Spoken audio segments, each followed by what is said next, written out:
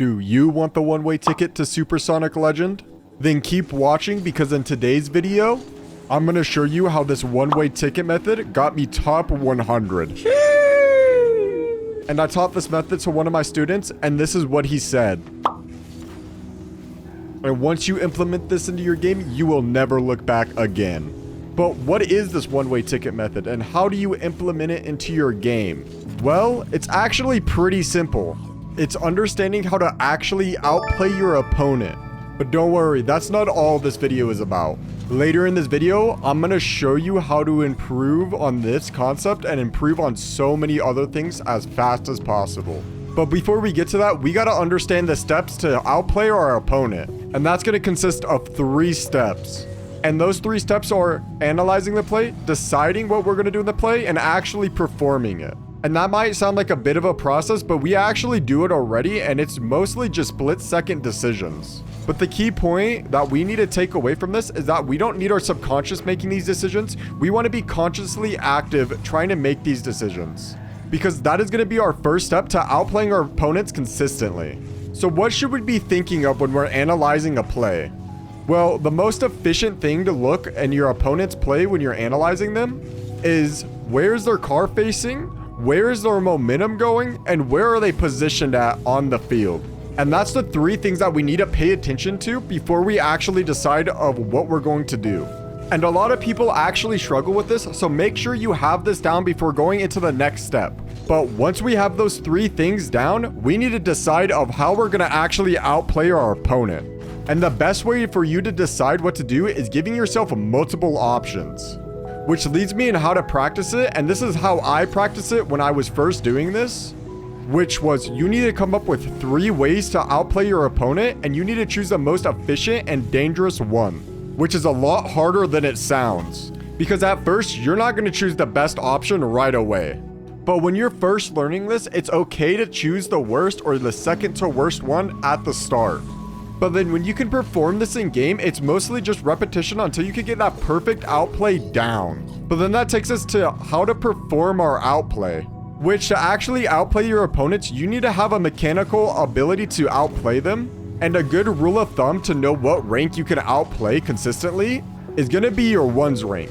So let's say, for example, that you're a champ 3 twos player, but then you're only diamond 1 in ones. And what that means is you could only consistently outplay a diamond 1, which leads into what I said earlier in this video about how to improve faster than everybody else in your rank. And that is going to be playing 1v1. And before you click off of the video, this is the fastest way to improve, and this is what 90% of the pros did to get so good at the game. And fun fact, ones is the first game mode I ever got SSL in, which arguably is the hardest game mode to get SSL in out of the 3. But what that meant is that I was able to consistently outplay SSLs, which helped supplement my 2s and 3s. So the actual one-way ticket of getting SSL is practicing our outplay in 1v1. Now that we know what to do, let me break it down for you in a replay so you can know what you should be doing.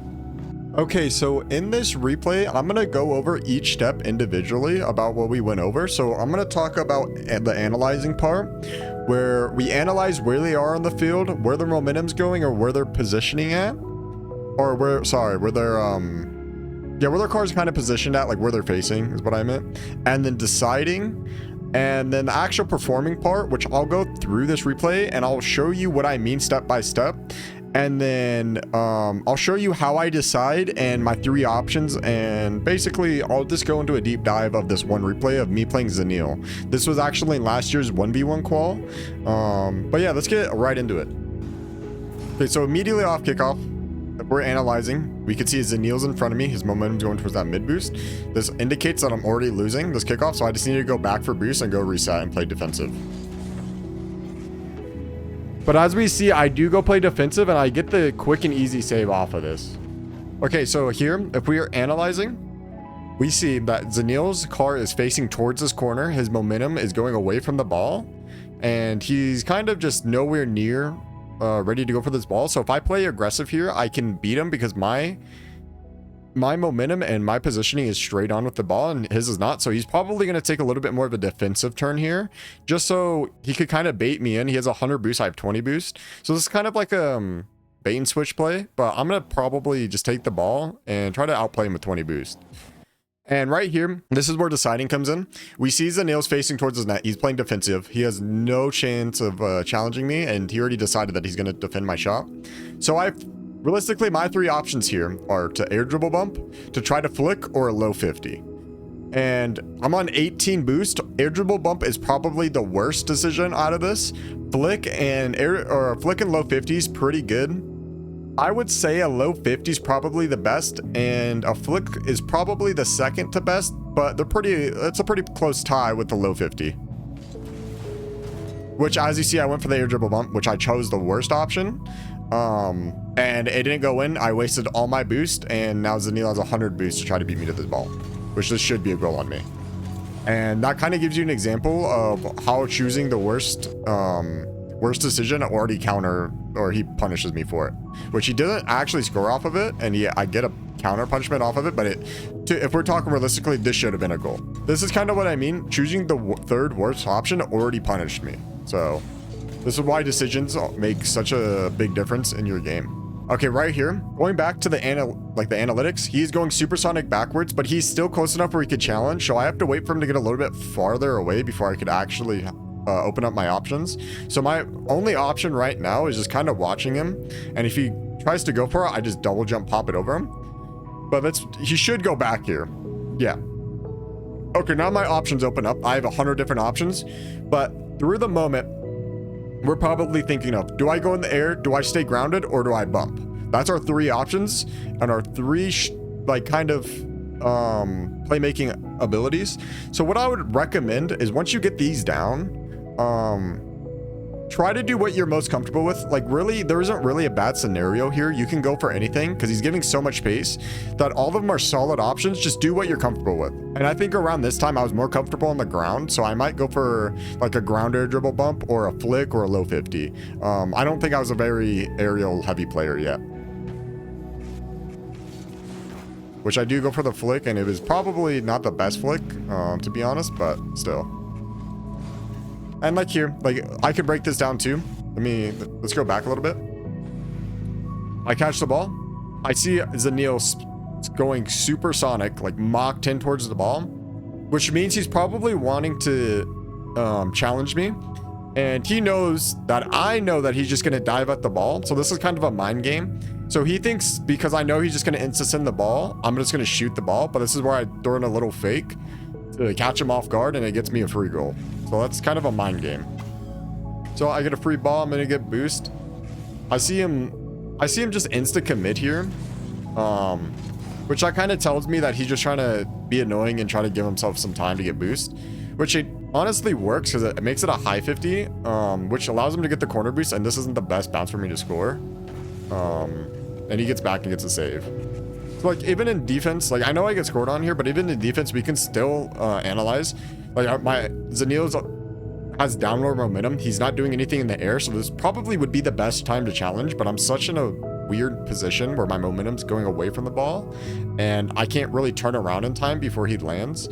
So I just obligate to go back and try to play the far, but he gets a good classy in my net. So like here, we could analyze that Zanille has low boost, but he has the ball on top of his car. So his only two options are flicking high and taking a low 50. He can't aerial the ball.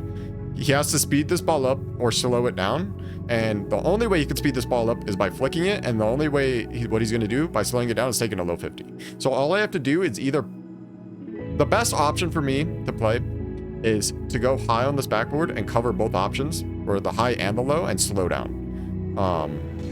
Which he just obligates to try to take a low 50 and then get a high pop over me, which honestly works. It was a super good play by him. But it was really good defense by me too. Which this should have worked. He just got super unlucky. This is kind of more of a mind game play too. He hit the ball at me, so I thinking that I was gonna low 50 it. Like, he kind of just tapped his ball, knowing that I would think he would low 50, and then he faked me and then got a pop over me, which is a really good mind game play. So like you're seeing now, higher level ones is all about mind games, especially on defense and offense.